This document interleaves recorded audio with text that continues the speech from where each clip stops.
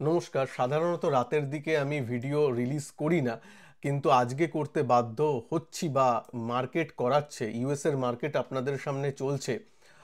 S&P 500 প্রায় 2 থেকে 2.5% minus, Nasdaq 680 point minus, মানে প্রায় 3.5%, 3.3% মাইনাস। একটা ন্যাসড্যাক এরকম খোলার পর থেকে এটা 15 মিনিটের চার্ট ক্রমাগত পড়ে গেছে, একটু উপরের দিকে এলেই সেলিং আসছে, দিনের লোতে ট্রেড করছে। হ্যাঁ, মার্কেট এখনো শেষ হয়নি। যদি রিকভার করে যায়, আরও 4 ঘন্টার মতো মার্কেট বাকি আছে ধরুন, ইউএস মার্কেট যদি রিকভার করে যায় তো ভালো, আমিও চাই, আপনিও চান নিশ্চয়ই রিকভারি করে যাক, কিন্তু দেখা যাক কেন এটা হচ্ছে সেটা নিয়ে কথা বলবো। এইখানে দেখুন, এখানে Dow tumbles 300 points, S and P 500 falls to the lowest since September on recession fears. ঠিক আছে, মানে আমি যে ক্যাপশনে লিখেছিলাম অন রিসেশন ফিয়ার্স, ভাববেন না আমি ভয় দেখাচ্ছি। এই খবরটা কিন্তু এখন চলছে, বা এখন ইউএসের যে বিভিন্ন নিউজ চ্যানেলগুলো, বিজনেস নিউজ চ্যানেলগুলো, সেখানেও কিন্তু এখন রিসেশনের কথা উঠে গেছে। যেই কথাগুলো কিন্তু কয়েক মাস আগেও মার্কেট কারেক্ট করলে এরকম কথা উঠতো না। রিসেশন ফিয়ার হচ্ছে এক নম্বর তো আছেই, যে ট্রাম্পের যে ট্রেড ওয়ার, এইসব ট্যারিফ, এসবের ব্যাপারগুলো চালু করেছে, সেটার একটা প্রধান কারণ আছে। দ্বিতীয় কথা, ওনার বক্তব্য যে আমি মার্কেটকে দেখি না, মার্কেট যাই করুক আমি আমার মতন চলবো।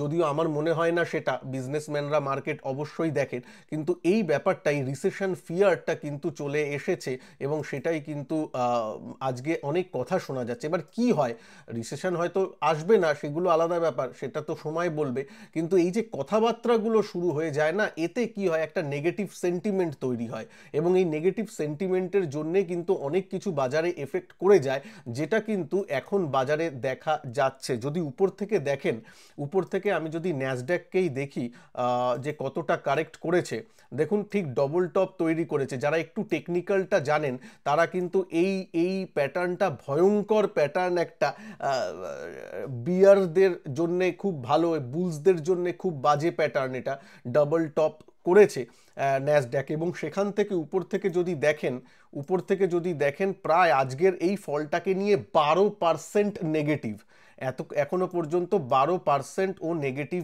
আছে। ঠিক আছে, তো 12% নেগেটিভ মানে কারেকশন ফেজে তো ঢুকে গেছে। 10%-এর বেশি হলে আমরা মোটামুটি কারেকশন ফেজে বলি, 20% মোটামুটি রিসেশন, এরকম। যাই হোক, 10-12%-এ ন্যাসড্যাক চলে গেছে, এসএনপি 500 তার থেকে কম।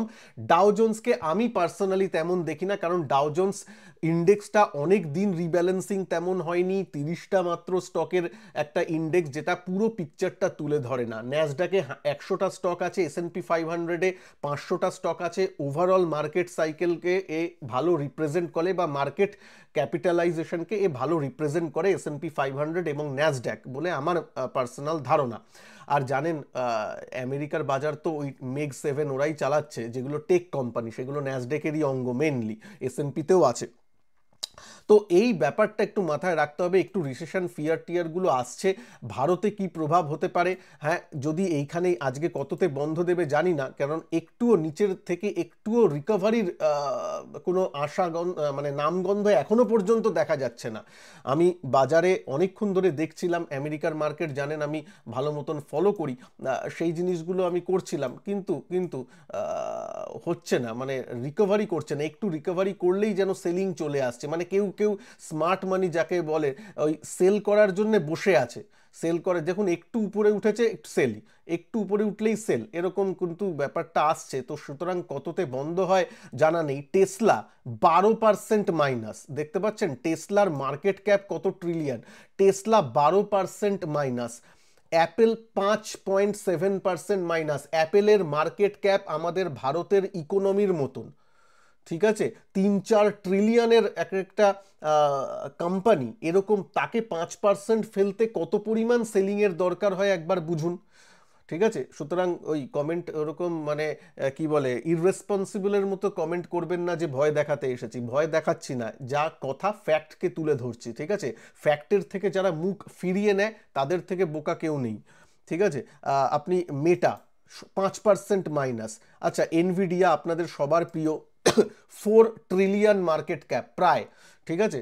সেটা হচ্ছে মানে ইন্ডিয়ার ইকোনমির সাইজের এক একটা কোম্পানি 5%-এর মতো মাইনাস, তাও এনভিডিয়া 5% কম্পারেটিভলি দাঁড়িয়ে আছে একটু, কিন্তু টেসলা 12%। হ্যাঁ, যদি এই ব্যাপারগুলো হয়, এর মালিক তো এখন মানে সরকারেও প্রায় আছে বলতে পারেন। তো সেক্ষেত্রে যদি সরকারের পলিসি এইসব যদি মার্কেটের পছন্দ না হয়, তাহলে তো একটা রিয়াকশন দেখা দেবেই। তো ওই রিসেশনের ব্যাপারগুলো চলে আসছে, এই ব্যাপারগুলো আসছে across the board. Microsoft, Amazon, Netflix সবকটা কিন্তু 3-4% করে মাইনাস চলছে, যেটা দেখে একটু খারাপ লাগছে। ভিক্স 26-এ চলে গেছে, যেটা কিন্তু 15-12 এরকমে থাকতো। কয়েকদিন ধরে বেড়ে বেড়ে আজকে 26 হয়ে যায়নি, কয়েকদিন ধরেই বাড়ছিল, কিন্তু আজকে 14% ভিক্স বেড়েছে। এই জিনিসগুলো হচ্ছে, ভোলাটিলিটি খুব বাড়ছে, একটু আনসার্টেনটি দেখা দিচ্ছে। ইন্ডিয়াতে তো আনসার্টেনটি ছিলই, শেয়ার মার্কেটের কথা বলছি, কারেকশন মোডে ছিল ইন্ডিয়া। তার উপর যদি গোদের উপর বিস্ফোরা একটু মানে গ্লোবাল বাজারও একটু খারাপ হতে শুরু করে, সেন্টিমেন্টটা খারাপ হতে শুরু করে, সেটা কিন্তু একটু চিন্তার বিষয় হয়ে থাকবে আমাদের দিকে। তাই জন্য স্পেশালি যারা ট্রেডিং করেন, আপনারা একটু সাবধানে ট্রেডিংগুলো করবেন। আর যারা ইনভেস্টিং করেন, হাতে পয়সা রাখবেন। আমার আজকেই যে একটু আগে ভিডিওটা রিলিজ করেছি, সেই ভিডিওর লিঙ্কও আমি এখানে দিয়ে দেবো, যেটা বলেছিলাম হাতে একটু পয়সা রাখবেন। একদম মানে 100% ইনভেস্টেড হয়ে যাওয়ার মনে হয় না সময় এখনো এসেছে। হ্যাঁ, কিছু কিছু ইনভেস্টিং অবশ্যই করব, বটম তো জানি না কোথায়, কিন্তু যা মার্কেট দেখা যাচ্ছে সেটাতে এই মনে হচ্ছে। তার সাথে আরেকটা কথা বলি, ভিডিওটাকে প্লিজ একটু লাইক করে দিন। আপনাদের একটু অ্যালার্ট করে দেওয়ার জন্য ভিডিওটা বানিয়েছি, একটু লাইক করে দেবেন। চ্যানেলকে সাবস্ক্রাইব অবশ্যই করবেন যদি চ্যানেলে নতুন হন। আরেকটা কথা বলি, একটা স্ক্রিন দেখেও একটা ফিলিং আসে না, ইনার ফিলিং।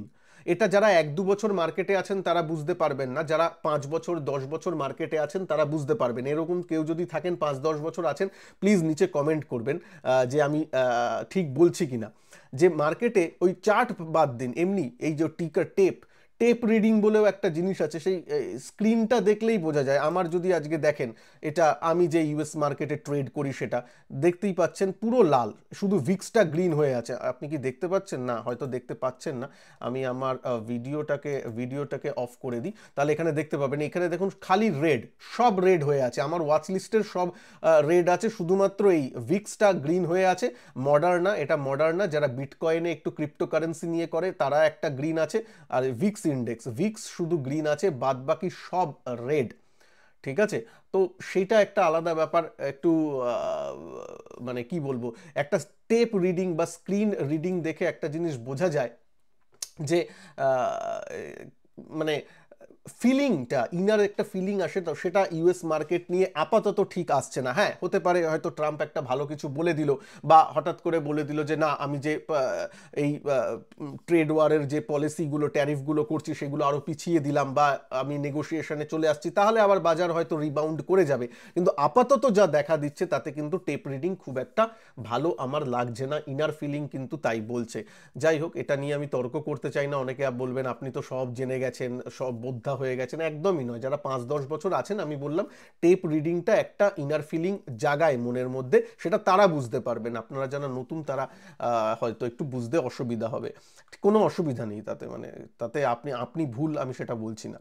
তো যাই হোক, ইউএস এর মার্কেটের দিকে আমার নজর আছে, দেখা যাক কালকে কি হয়। যদি ইউএস এর মার্কেট আজকে এই বাজেভাবেই বন্ধ হয়, বলতে বলতে আপনাদের সামনে ডাও জোন্সও 600 পয়েন্ট মাইনাস হলো, 1.44% মাইনাস। S&P 500 2.5%-এ চলে গেল। ন্যাসড্যাক 3.64, 4%-এর মতো মাইনাস হয়ে গেল।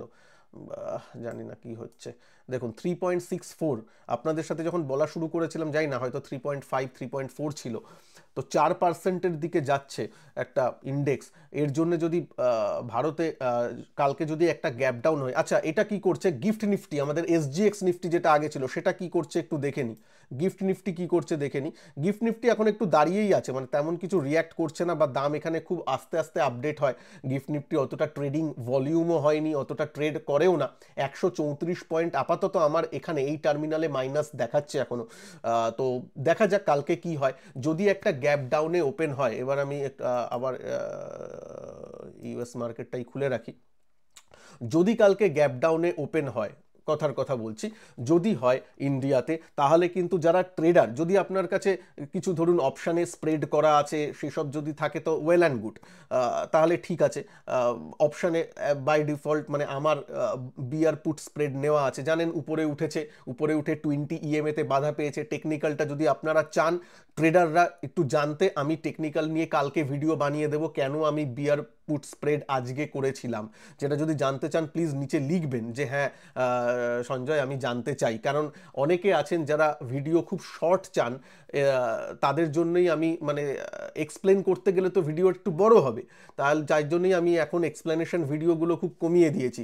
যদি চান আপনারা যদি কমেন্ট করে বেশি কমেন্ট পাই যে হ্যাঁ আমরা জানতে চাই, আমরা ভিডিও 15 মিনিটের হলেও দেখব, একটু এক্সপ্লেন করো যে কেন তুমি আজকে আমি বিয়ার পুট স্প্রেড নিয়ে গেছি, কালকে সেটা ওপেন পজিশন নয় দেখিয়েও দেবো, আপনাদের কোনো অসুবিধা নেই। কেন করেছো সেটা আমি বলবো, কারণ বলে দেবো, কিন্তু কারণটা কি সেটা আমি আপনাদেরকে কথা বলবো। কিন্তু বলছি কালকে নতুন করে পজিশন নেওয়ার মতো যদি গ্যাপ ডাউনে ওপেন হয় তাহলে কিন্তু একটু বিরত থাকতে হবে, কারণ গ্যাপের পর কি হয় সেটা কিন্তু জানা নেই। গ্যাপের থেকেও আরও নিচে যেতে পারে, বা হঠাৎ করে একটা বাউন্স এলো ওই 100 পয়েন্টের বা 50 পয়েন্টের একটা শার্প বাউন্স, তারপর হয়তো আবার সেল অফ হলো, যা খুশি হতে পারে যদি গ্যাপ ডাউন হয়। সুতরাং কালকে ওই প্রথম ঘন্টাটা একটু যদি নতুন পজিশন মানে যদি পজিশন নেওয়া থাকে সেটাকে ম্যানেজ করুন, ঠিক আছে। যদি পজিশন না নেওয়া থাকে নতুন করে পজিশনটা কিন্তু একটু রিস্কি হয়ে যাবে, একটু সাবধানে ট্রেড করবেন যারা ট্রেডিং করেন। আর যারা ইনভেস্টার ভাববেন যে এই তো মার্কেট কালকে যদি ইউএস মার্কেট খারাপ হয় নিচে যদি আসে আমাদের মার্কেট, তাহলে একটু সুযোগ, আমি অনেক টাকা ইনভেস্ট করে দেবো, সেটা আপনি পারেন, আপনি আপনার কি বলে ফিনান্সিয়াল অ্যাডভাইজারের অ্যাডভাইস নিয়ে কাজ করবেন। তবে আমি আমার মতে, আমার যদি ওপিনিয়ন নেন তাহলে আমি সাজেশন দিতে পারি না, জাস্ট আমার ওপিনিয়ন যে হাতে পয়সা রাখুন, মানে 100 টাকা যদি থাকে 80 টাকা হাতে রাখুন, এখন 50 টাকা 80 টাকা হাতে রাখুন, পুরো একবারে ইনভেস্ট করে দেবেন না, ঠিক আছে। নিজের হাতে গুলিগোলা রাখুন, যুদ্ধ এখনো হয়তো অনেক বাকি আছে আমাদের, ঠিক আছে। শত্রু মাঝে মাঝে আড়ালে চলে যাচ্ছে কিন্তু তারপরেই আবার বেরিয়ে আসছে, তো সুতরাং একটু হাতে গোলাগুলি রাখুন, টাকা পয়সাটা রাখুন। আর যারা আমার সাথে অপশান এবং মোমেন্টাম ট্রেডিং, স্টক ট্রেডিং এই জিনিসগুলো শিখতে চান, এই ভিডিওর নিচে ডেসক্রিপশন বক্সে এবং ফার্স্ট কমেন্ট বক্সে আমার ওয়েবসাইটের বা কোর্সের লিঙ্ক দেওয়া আছে, কোর্স জয়েন করে নেবেন। 2 এপ্রিল থেকে কিন্তু ক্লাস স্টার্ট হচ্ছে। ভালো থাকবেন সবাই, নমস্কার, জয় হিন্দ, বন্দে মাতরম।